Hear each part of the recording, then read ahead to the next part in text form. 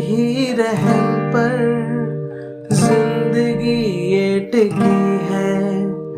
मेरी हर एक ख्वाहिश तुझसे ही जुड़ी है। तेरे ही रहम पर जिंदगी ये टिकी है। मेरी हर एक ख्वाहिश तुझसे ही जुड़ी है।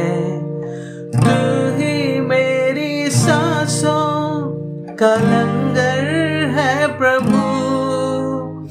ईमान से मैं यीशु तेरे पास आ रहा हूँ।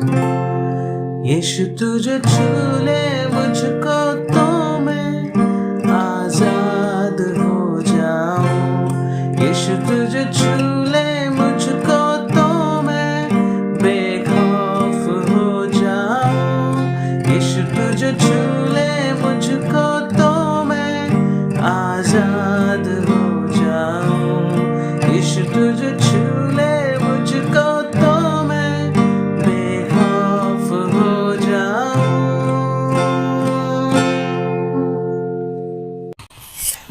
किस आज़ादी की हम बात कर रहे हैं?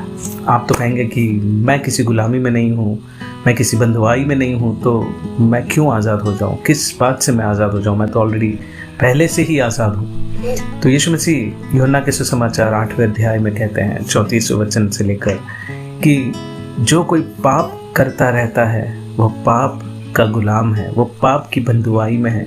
और इस पाप से छुटकारा पाने के लिए पुत्र इस धरती पर आ गया। और जो कोई पुत्र पर विश्वास करेगा वो स्वतंत्र हो जाएगा। और उसी अध्याय में आगे लिखा है कि यदि पुत्र तुम्हें आज़ाद करे तो तुम सच में आज़ाद हो जाओगे, तुम सच में स्वतंत्र हो जाओगे।